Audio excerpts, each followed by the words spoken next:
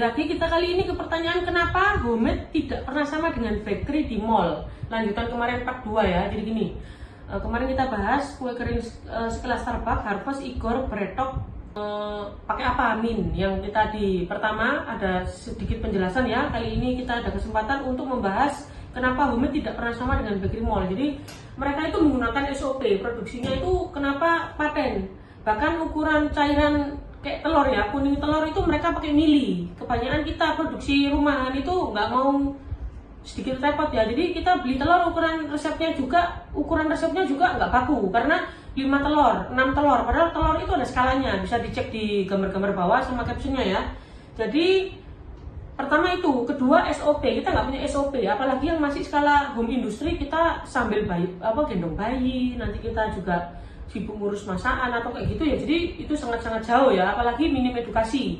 Jadi harapannya di sini kita akan benar-benar mengedukasi supaya sobat baker gimana caranya kita jualan itu bukan cuma enak dimakan. Kalau cuma enak dimakan tuh kalian bisa beli, kalian bisa nggak usah beli ya, gratisan banyak ya di YouTube banyak, di Instagram banyak, pokoknya di sosial media banyak, di Facebook juga banyak grup yang bagi-bagi resep. Cuma mereka itu nggak punya daya saing ya.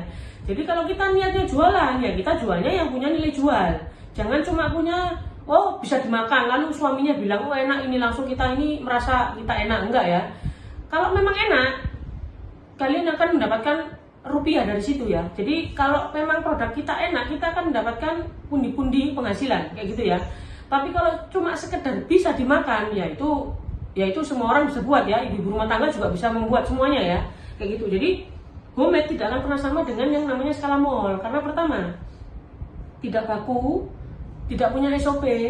Tiga, kita tidak eksplor rasa. Jadi rasanya standar. Karena kita pakai patokan resep gratisan toh. Jadi ya otomatis gini ya, kita sendiri kita itu kayak kurang berminat untuk mengeksplor produknya kita sendiri. Jadi ya otomatis homemade nggak mungkin bisa sama. Sementara yang di skala mall mereka punya hire chef profesional. Belum lagi nanti mereka hire juga orang yang bagian QC kayak gitu ya. Jadi ketika produk itu nggak layak dijual, mereka kan membuang. Jadi misal kayak skala bakery, misal Holland Bakery kita tahu ya, atau mungkin yang besar-besar itu yang rotinya hari itu nggak habis. Mereka bukan diskon, malah jual langsung buang malamnya ya kalau roti ya. Lalu kue kering mereka juga standarnya pertama dari ovennya kita masih konvensional. Jadi misal meskipun itu ovennya tipe apa itu deck kan beda sama sistemnya bakery yang kayak di mall ya. Jadi mereka sistem konvensional itu loh,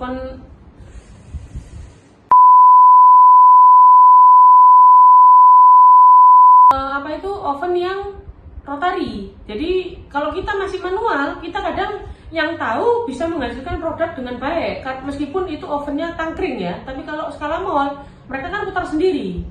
Jadi pakai mesin ovennya sudah beda, toolnya beda, bahan baku jelas beda. Mereka resepnya benar-benar resep yang ada nilai jual, ditambahi gizi pangan dengan bahan tambahan yang kalau di kebanyakan orang-orang yang jual resep hari-hari ini ngomongnya kayak seperti tidak mau muridnya pinter gitu ya. Mereka katanya membahas kita nggak bisa memberikan bahan tambahan, kita nggak bisa jadi bolu tanpa SP, bolu itu omong kosong ya. Karena skala mall semuanya pakai itu. Karena apa? 1, mempengaruhi ketahanan masa produk. 2, kelembutan. 3, juga memperkaya gizi. Jadi ketika bahan-bahan itu diemulsifier dengan bahan tambahan dengan komposisi yang pas, yang tidak melawan daripada aturan pakainya ya aman kayak gitu ya.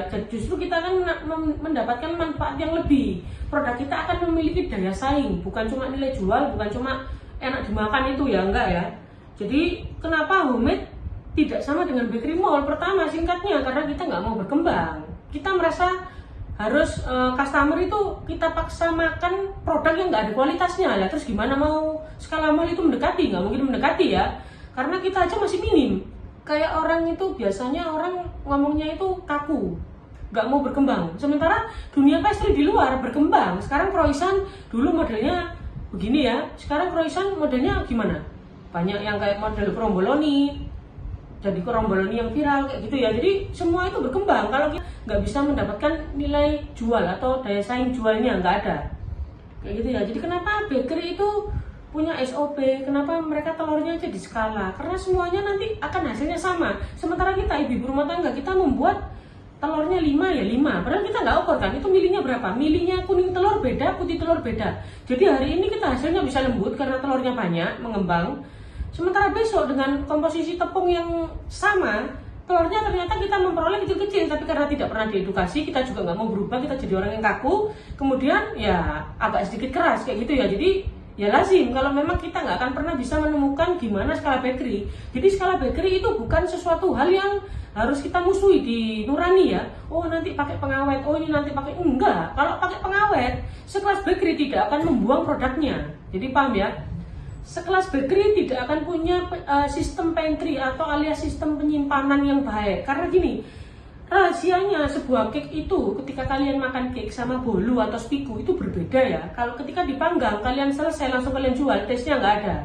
Tapi skala mall ketika mereka menjual, mereka memiliki kode etik di mana produk itu akan lebih flavornya lebih rich jika titik seperti itu ya. Ya.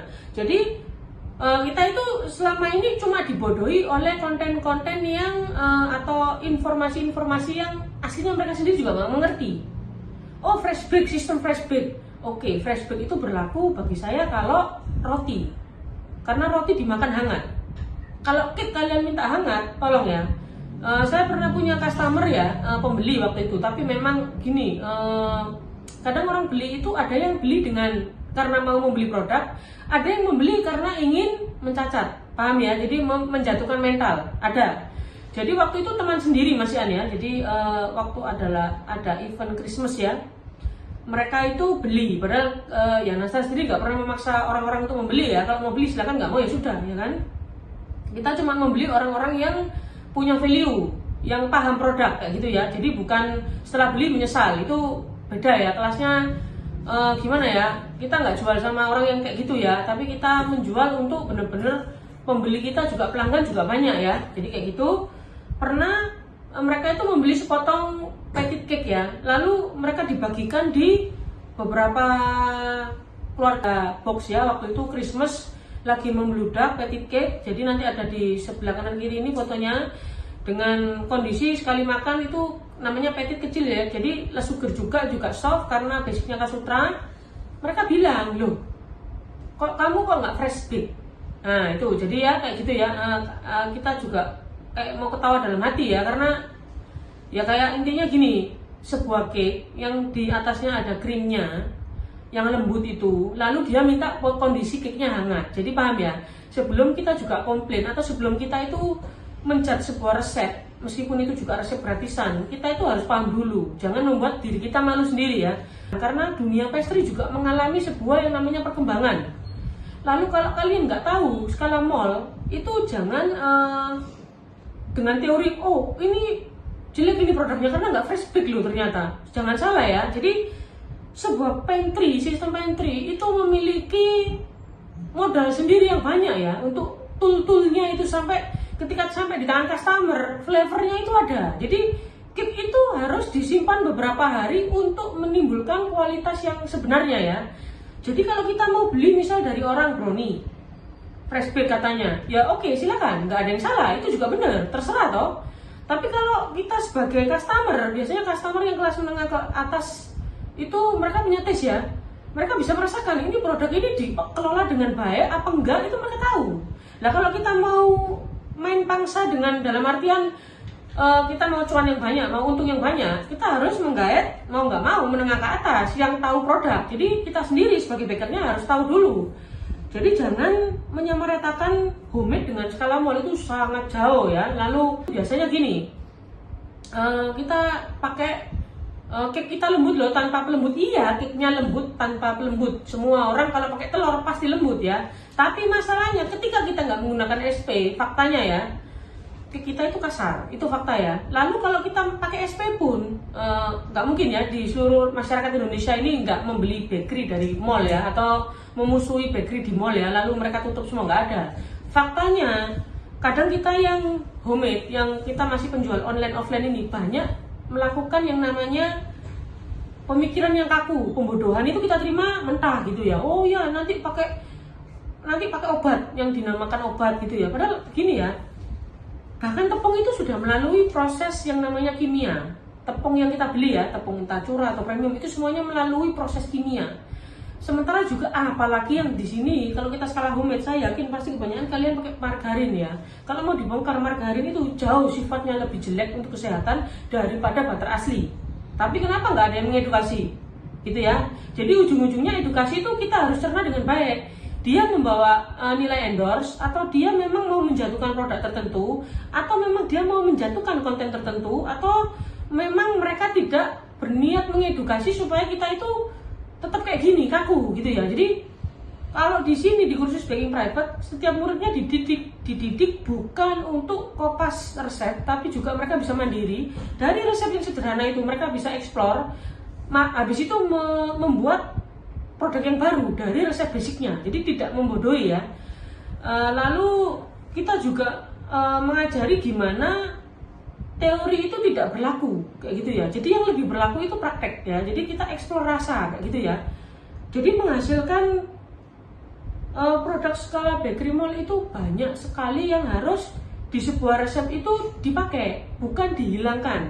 Jadi yang anti dengan masalah kesehatan yang misal kayak SP, misal kayak pemakaian baking improver anti gitu ya, ya silakan, nggak apa-apa gitu ya, karena setiap produk bakery itu punya kelasnya sendiri. Ada kelas yang vegan, kelas gluten free, kelas no dairy, egg free gitu-gitu ya.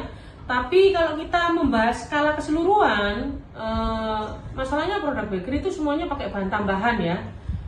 Homemade kenapa nggak pakai ya? Justru karena itu. Makanya kenapa berbeda homemade dengan skala bakery? Kenapa kok kalau kita tanya, banyak yang tanya kok kueku kok nggak seenak yang ada di bakery ya? Karena kalian pikirannya kaku, kalian nggak mau maju gitu ya, nggak mau berkembang. Jadi kalian cuma mau ngikut satu orang, lalu kalian jadikan patokan, padahal patokannya itu tidak membuat kalian maju, malah membuat bakery-nya kalian tidak berkembang seperti skala mall. Jadi kalau bakery di mall kita misal jangan pakai SP, jangan pakai baking improver. Siapa yang ngomong kayak gitu nanti diketawain sama ownernya yang punya Ceko, diketawain sama ownernya yang punya Starbucks, diketawain juga sama ownernya yang punya Harvest, mungkin diketawain juga yang sama owner yang punya Igor. Karena nanti kalian dianggap kayak niat nggak ya ini ya, maksudnya kita itu niat jadi baking itu, bakers itu kayak gimana gitu ya.